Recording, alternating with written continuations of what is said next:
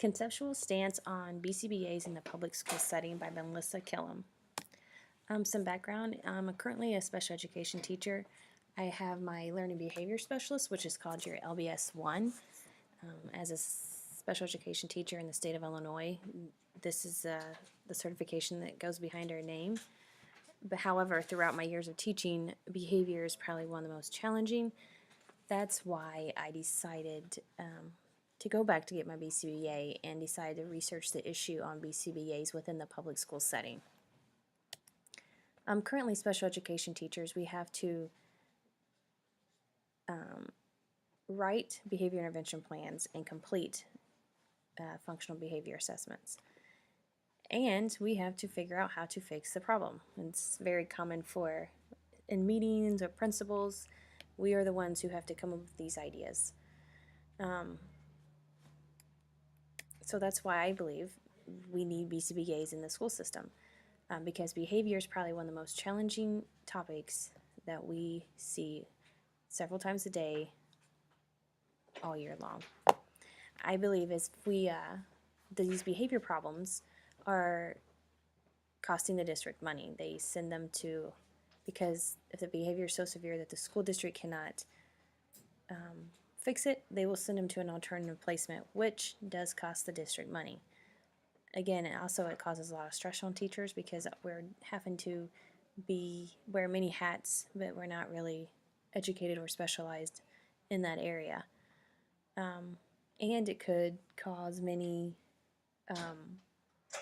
legal fees and sanctions, such as the IEP is a legal document, and if we do not follow through with that IEP, we do not write that IEP correctly, again, it could cause many legal fees and lawsuits and sanctions associated with those court cases. And so that brings me to, I believe that BCBAs can help with legal fees and sanctions. So I'm going to talk about the 3 court cases that I had researched and put in my paper. These court cases are from Red Light, Starr, and Peters law firm. The first one was the Board of Education of Evanston, Skokie versus Rising, and again, it's all about not an appropriate individual education program. During this court case, a student had many behavior challenges, and the district wanted the student to stay within their district. However, the parents felt the child needed a private placement because the district couldn't provide what the student needed. So after all the parents felt as though the school districts were not providing the supports within the school setting and couldn't. So they took it to court, and the court decided with the parents, and they said that the district had to pay for that private placement.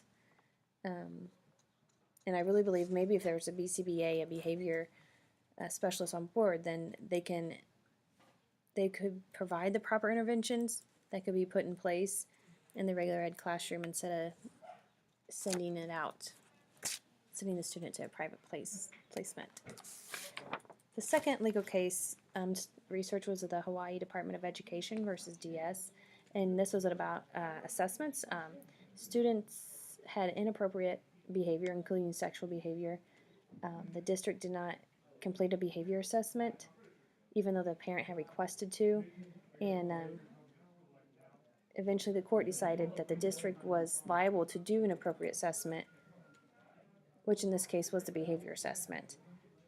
And I really believe if they had a BCBA, then that behavior assessment would have done properly and timely.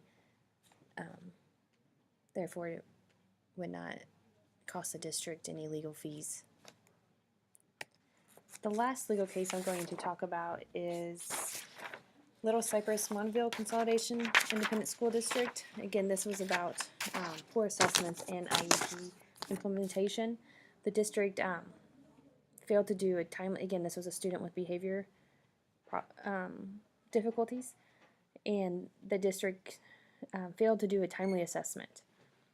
However, there was a BIP that was eventually created, but the first time that the parents had requested a BIP, they didn't do it. And then the special ed teachers were the only ones implementing the behavior intervention plan, and so they took it to the court, and when looking at the students' present levels, they realized that the behavior intervention plan was developed, not developed on the students' needs, and that they should have consulted with the private behavior assessment that the parents had to seek out, besides just the school district's place assessment. So I really believe if there was a BCBA on board that, again, this assessment would have been timely, it would have been correct, and then there would have been a proper behavior intervention plan developed based on those that student's needs. So a lot of these rules and regulations involve the IDEA, Individual Disability Education Act, the Illinois Administrative Code, Part 226, and mainly with the content of the IEP and alternative placement. I really believe that BCBAs in the public school setting has many ethical standards. Again, they have to practice in the area of expertise, and so as a BCBA you get many different classes in behavior. I mean, you get classes in behavior, but also in observation and assessment, and again, these are so important within the school district. And they also have 1,500 hours, internship hours they have to complete, which in an area of expertise. So a BCBA could get these hours within the school district dealing with school district behaviors, and that would make them more of an expert, especially more than an expert than a special education teacher. Also, BCBAs in the public school system, they can assist the social worker.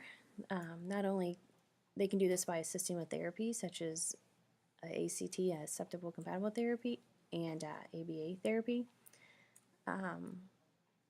They can assist the school psychologists.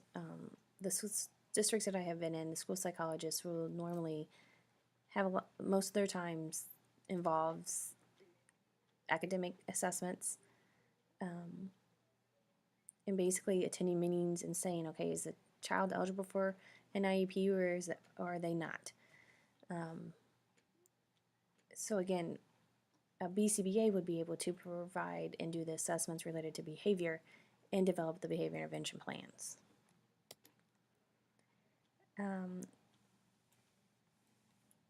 Also, I found out when it comes to funding, according to the Illinois School Personnel Report, districts on the Illinois State Board of Education website, districts are reimbursed for a BCBA, and these reimbursements are very similar to other related services personnel, such as school psychologists, social worker, speech language pathologists.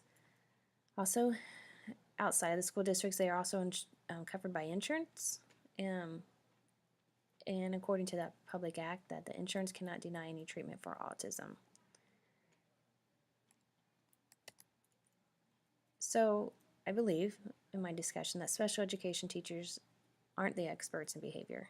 Yes, we deal with these behaviors and we work with them and we try to do the best we can, but there's so much we don't know. We don't know where to research an intervention. I really believe that BCBAs can assist teachers and other school-related personnel, such as school social workers and school psychologists. And a BCBA can help with the IEP process. They can help with behavior challenges. They can provide therapy and, possibly decrease fees with lawsuits and sanctions and legal fees associated with non-IEP development and other behavior-related issues that involve a school district and being involved in the court system. Here's my references. And that is it.